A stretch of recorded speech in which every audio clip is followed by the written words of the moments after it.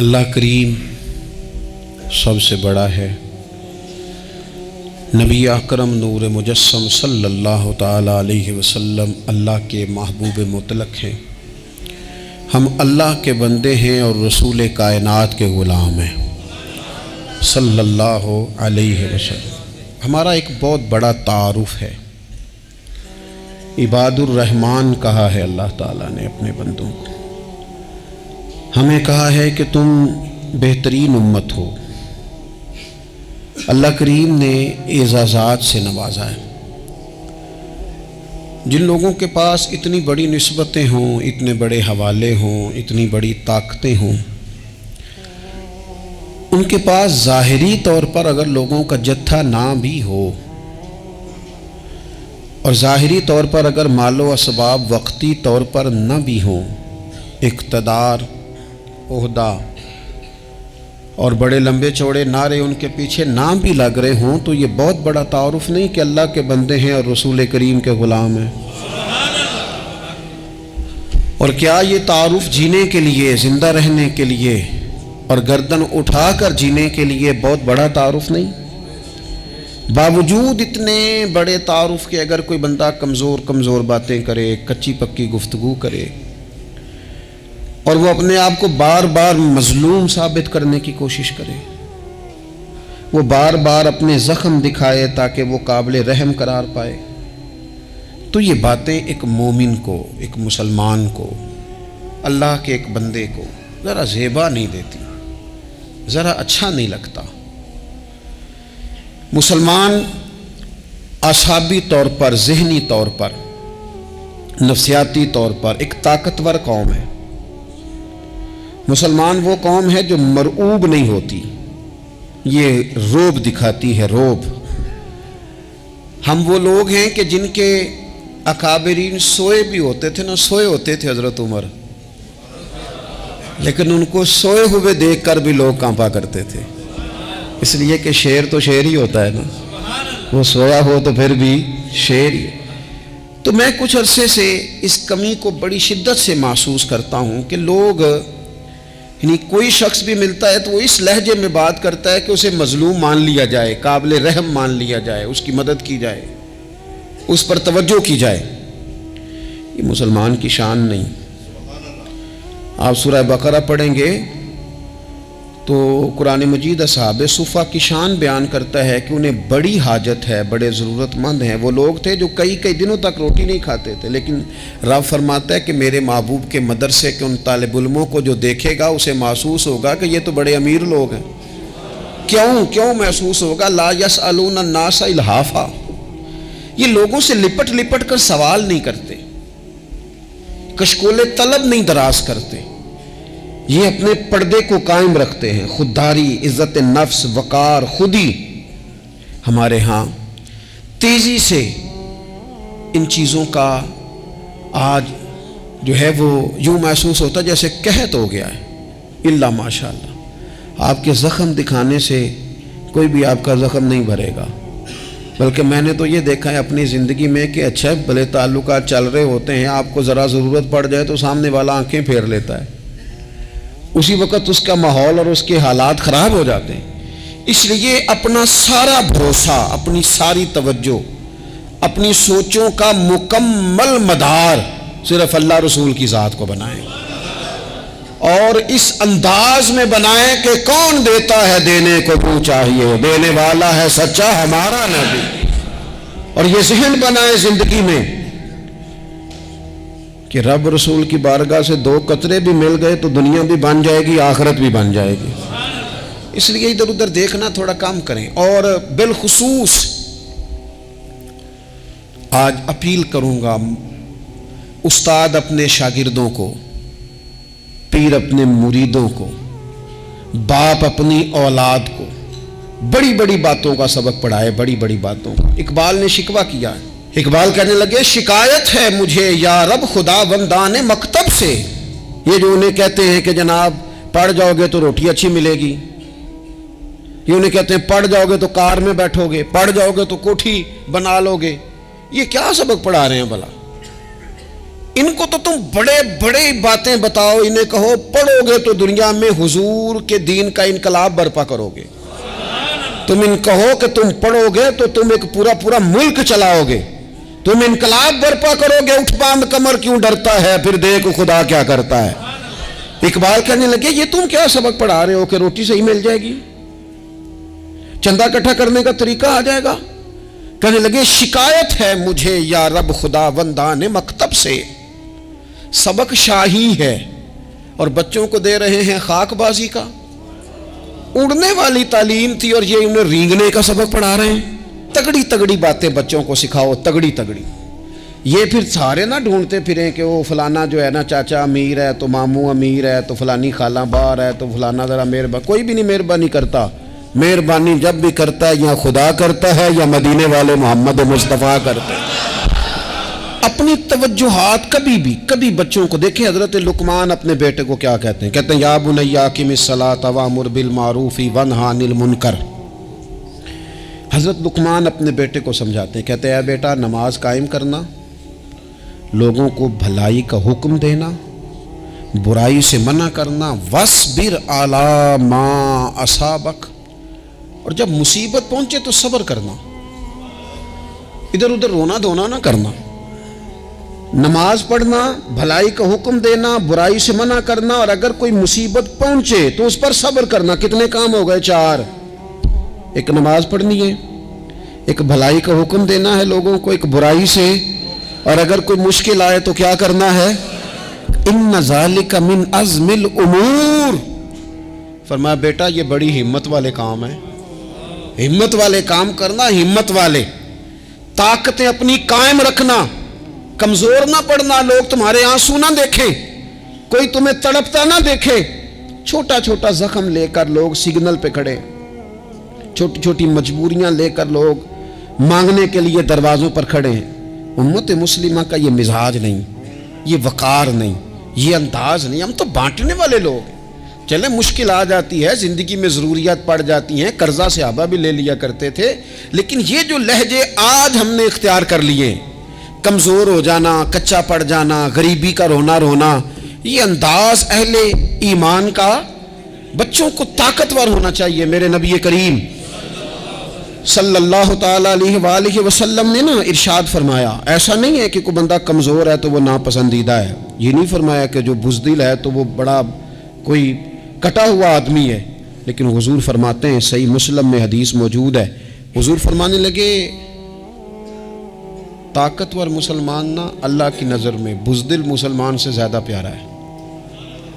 طاقتور ہے نا، اس کی شان زیادہ ہے۔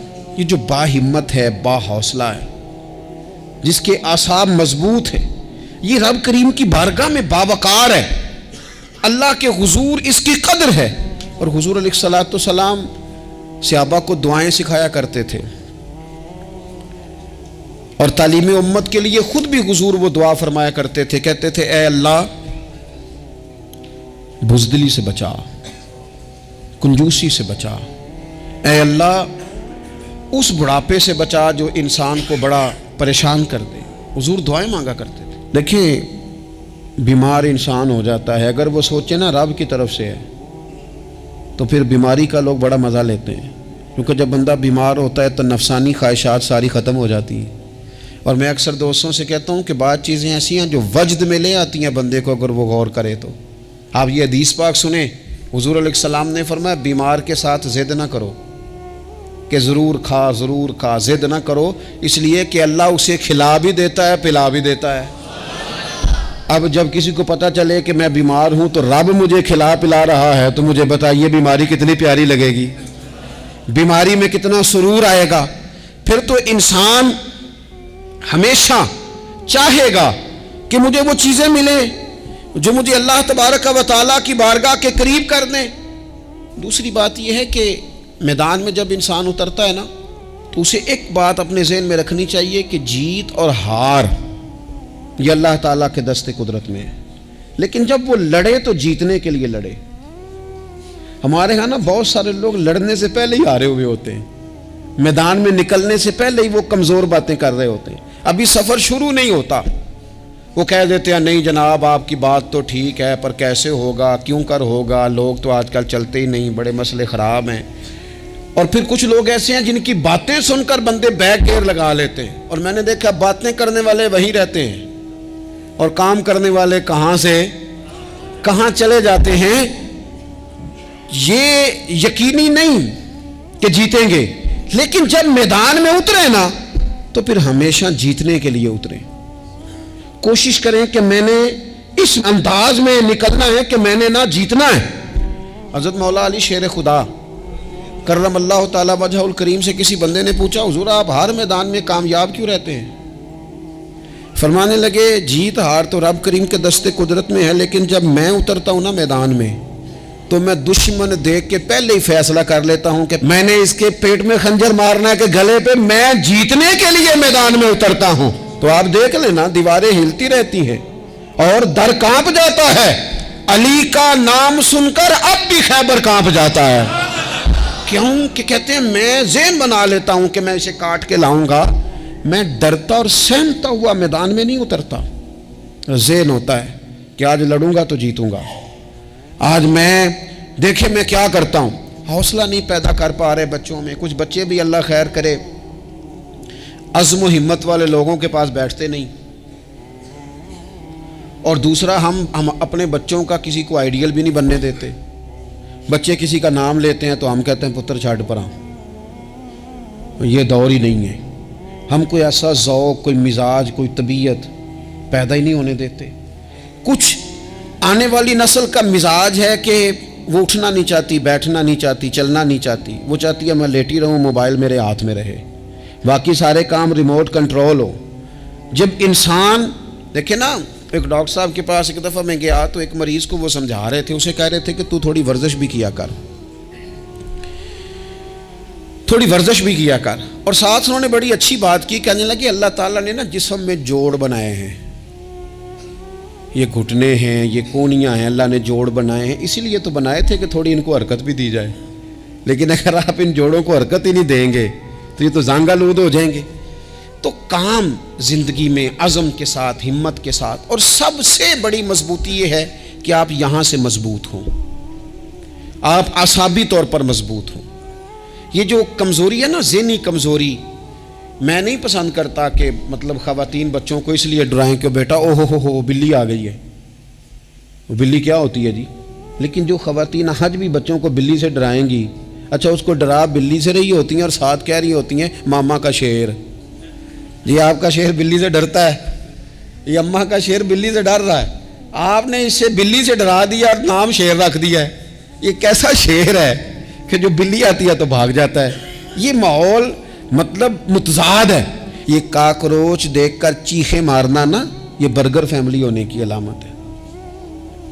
چھپکلی دیکھ کر نا چیخیں مارنا، یہ امیر گھروں کی علامت ہے، پڑھے لکھے لوگوں کی علامت۔ یہ کیا مذاق ہے؟ جو قوم چھپکلی سے ڈرتی ہے، کاکروچ سے ڈرتی ہے، اور جو لوگ کہتے ہیں ہو یہ جناب یہ تو اندر میرے وہ آ گیا ٹوکا تو یہ کھا جائے گا، تو یہ قوم انقلاب برپا کرے گی، یہ میدانوں میں نکلے گی۔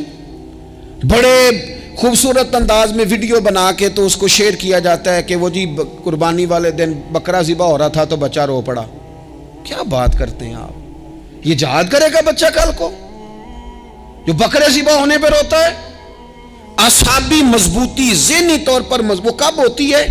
جب انسان اخلاقاً مضبوط ہوتا ہے، اس کی طبیعت وزادار ہوتی ہے، اس کا مزاج اسے مضبوط کرتا ہے۔ آپ ایک حدیث دیکھیں، ترمذی میں موجود ہے، حضور علیہ الصلوۃ والسلام نے فرمایا جب اللہ تعالیٰ نے زمین کو پیدا کیا تو زمین ہلنے لگی، تو اللہ نے پہاڑوں کو میخیں بنا کر، قلعے بنا کر زمین میں لگا دیا تو زمین ٹھہر گئی۔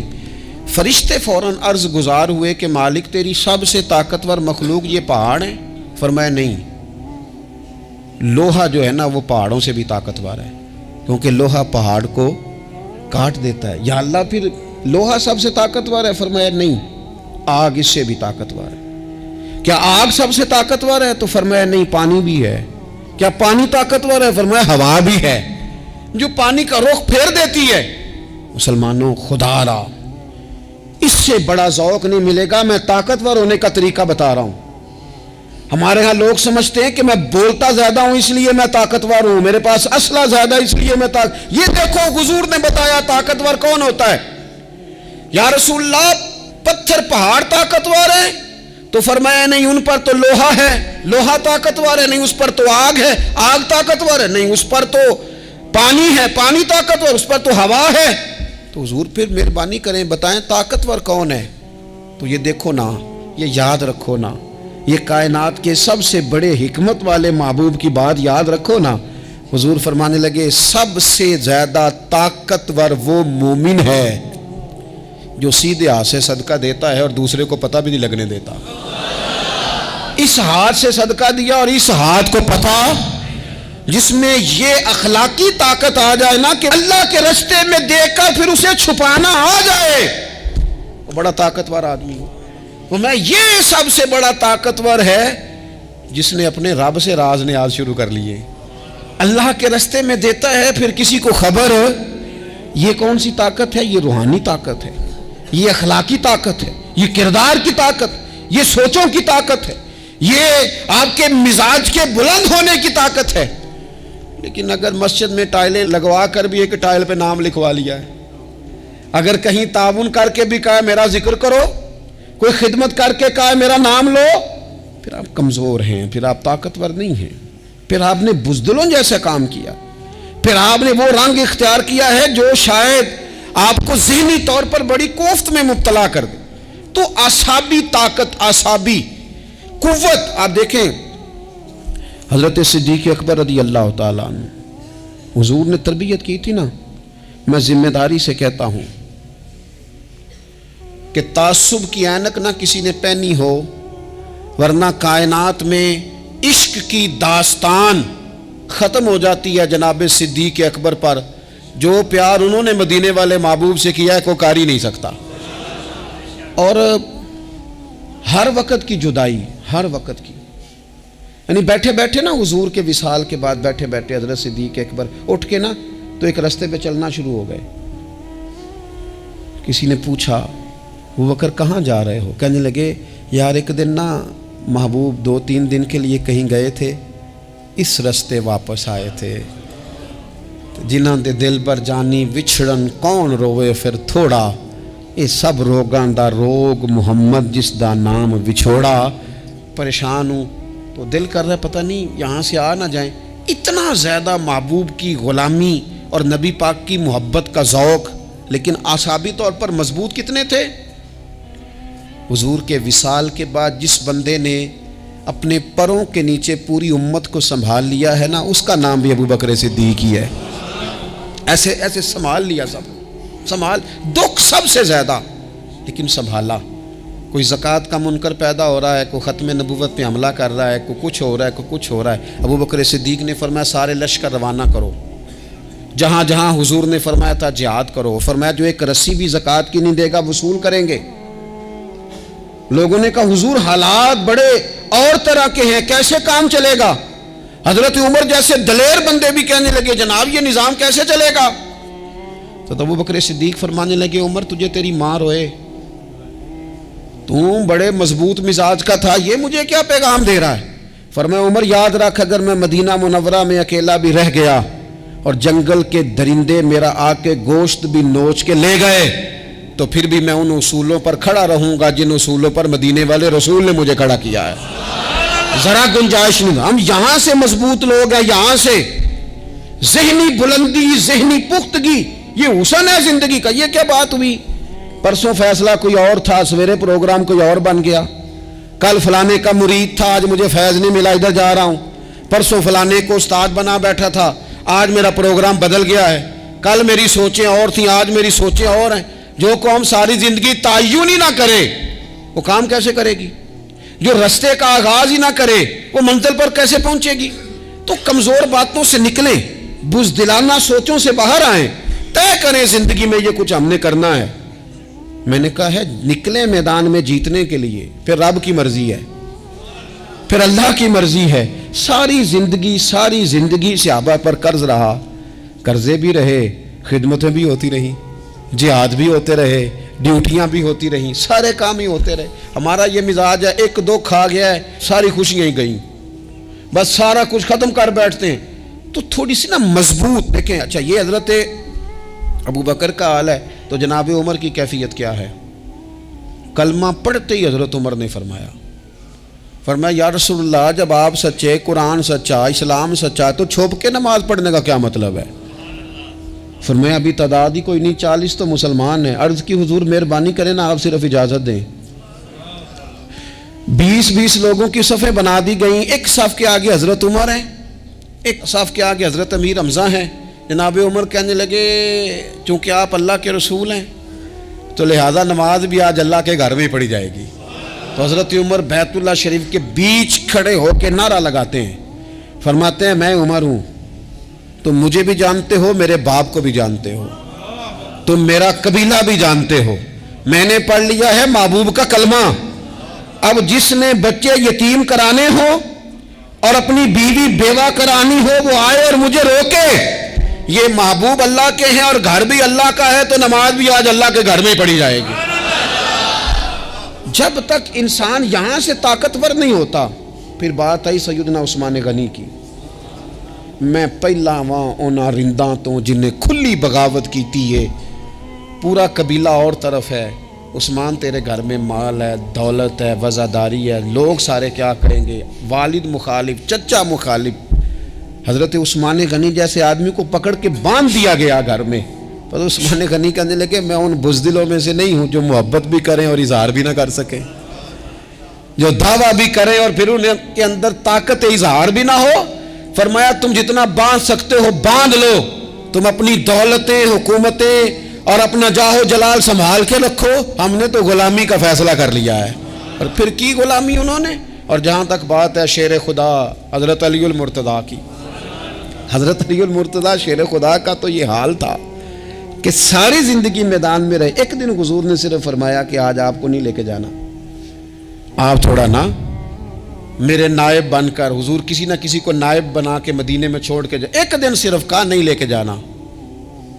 تو حضرت مولا علی رونے لگے, کہنے لگے حضور میں بچوں کے بیچ رہوں, عورتوں کے بیچ رہوں, میری تلوار کو زنگ لگ جائے گا. حضور مجھے تو گھوڑے پہ بیٹھنا پسند ہے. اچھا میں آپ کو ایک اور بات بھی عرض کروں, پہلے بھی میں نے کہا تھا پھر کہتا ہوں, کچھ لوگ پڑھے لکھے ہوتے ہیں بہادر نہیں ہوتے. حضرت علی کے علم کا بھی کمال عروج پہ اور بہادری بھی پورے عروج پہ. زندگی نا بہادر لوگوں کی ہوتی ہے.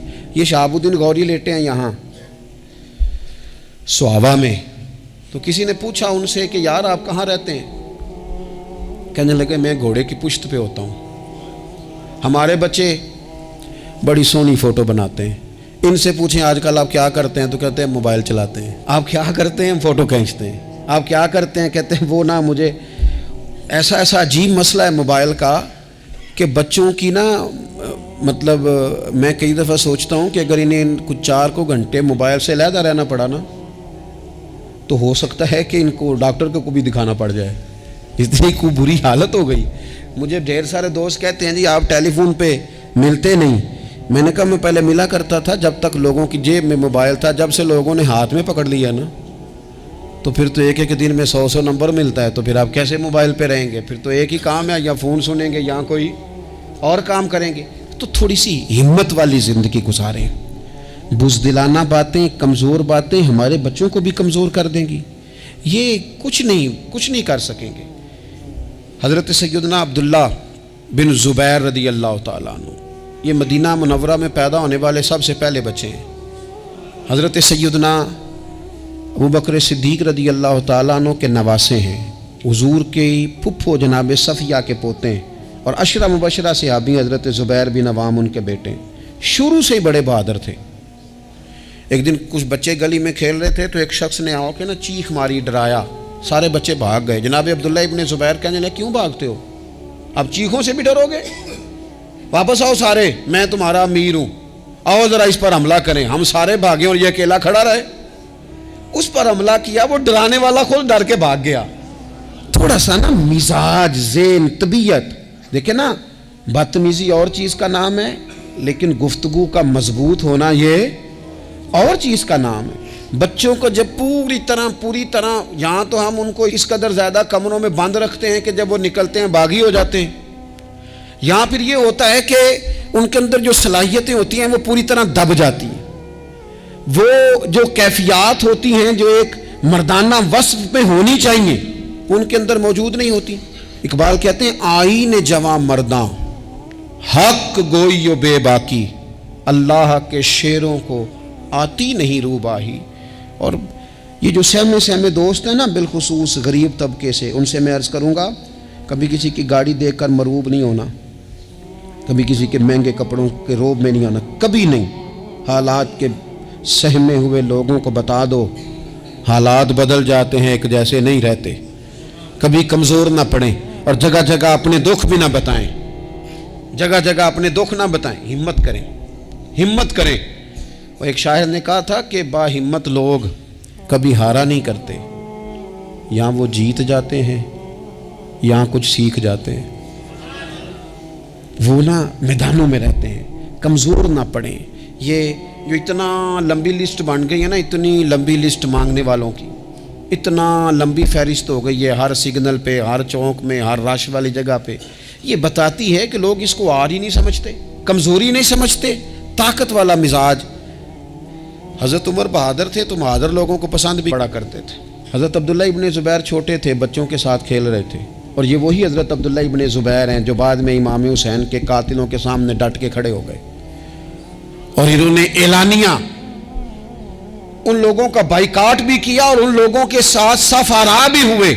حضرت عبداللہ ابن زبیر اور فرماتے ہیں کہ میری ماں 90 سال سے زیادہ عمر تھی حضرت اسماء بنت ابی بکر کی. جب میں نے انہیں کہا نا اماں وقت آ گیا ہے شہادت کا، تو میری اماں مجھے کہنے لگی پتر میدان میں رہنا. میدان میں بکرے کو ذبح ہوتے وقت تکلیف ہوتی ہے، جب اس کی کھال اتاری جائے پھر کوئی تکلیف نہیں ہوتی. ایسے ہی کمزور نہ پڑنا. ہمارے ہاں تو لوگ کہتے ہیں نا پتر اندروں کنڈی لے لا ساڑی نہیں لڑائی، اور جب ہمارے گھر آگ آئے گی پھر اسے ہم بند کریں گے، ابھی نہ تو بالکل باہر نہ نکلنا. کیسے قوم آگے بڑھے گی؟ جرتیں کیسے پیدا ہوں؟ اور جو کچھ کہہ نہیں سکتے وہ منوائیں گے کیسے؟ جو بات کرنے کی طاقت نہیں رکھتے وہ اپنا منوائیں گے کیسے؟ حضرت عبداللہ ابن زبیر رضی اللہ تعالیٰ عنہ اپنے دوستوں کے ساتھ گلی میں کھیل رہے تھے، جناب عمر فاروق آ گئے. حضرت عمر فاروق کا جلال تھا، بچے ان کو دیکھ کے دوڑ گئے. حضرت عبداللہ ابن زبیر کھڑے ہیں. حضرت عمر قریب آئے، کہنے لگے پتر آپ کیوں نہیں دوڑے؟ حضرت عبداللہ ابن زبیر چھوٹے سے ہیں، کہنے لگے جی کیوں میں دوڑتا، میں نے کوئی جرم کیا ہے، کوئی میں نے غلطی کی ہے، بھلا کیوں دوڑوں؟ آرام سے کھیل رہے ہیں اور نہ ہم نے کوئی رستہ بند کیا، جگہ ہے آپ نے گزرنا تو گزر جائیں. چاہیے تھا نا حضرت عمر ناراض ہوتے، پر جناب عمر نے ماتھا چوم لیا. کہنے لگے کیا بات ہے بیٹا، ان چیزوں پر ذرا قائم رہنا. کہنے لگے جرم کیے، کیا مطلب ہے اس بات کا کہ فلانا ہے تو دوڑ جائے، کیوں دوڑیں جی؟ تو ہم نے جو قوم کو سکھانا شروع کیا ہے نا، لیکن فقر اور چیز ہے، درویشی اور چیز ہے، سادگی، لیکن ظلم سہنا اور چیز ہے. دنیا میں قتیل اس سا منافق نہیں کوئی جو ظلم تو سہتا ہے بغاوت نہیں کرتا. اپنی زندگی میں عزم کو، ہمت کو، نظریے کو بلند کریں، مظلومانہ مزاج نہ پیدا کریں، بلا وجہ دکھ سنا کے اپنے آپ کو کمزور نہ کریں. یاد رکھیں اگر ہم اپنے دکھ کسی کو سنا رہے ہیں اور اپنے آپ کو بڑا غریب ثابت کر رہے ہیں تو ایسا نہ ہو کہ ہمارے بچے اس کا برا اثر لے جائیں. خودداری سے جینا سکھائیں، عزت نفس سکھائیں. ہر وقت گھر کے اندر، کلاس کے اندر، اپنے دوستوں کی جمعیت کے اندر کمزور باتیں نہ کریں، رو دھو کے وقت نہ گزاریں. رونے سے بھی رات گزر جاتی ہے، ہنسنے سے بھی رات گزر جاتی ہے، ناشکری سے بھی دن بیت جاتا ہے اور شکر سے بھی. لیکن بس بات اتنی ہے کہ شکر والوں کا ذرا صحیح بیت جاتا ہے، ہنسنے والوں کا ذرا صحیح بیت جاتا ہے. زندگی میں عزم کے ساتھ، ہمت کے ساتھ لوگ جس حال میں مرنے کی دعا کرتے ہیں، معاذ اللہ، لوگ جس حال میں مرنے کی دعا کرتے ہیں، ہم نے اس حال میں جینے کی قسم کھائی ہے. اللہ تعالی ہمیں سمجھنے کی توفیق عطا کرے. آخر دعوانا ان الحمدللہ رب العالمین.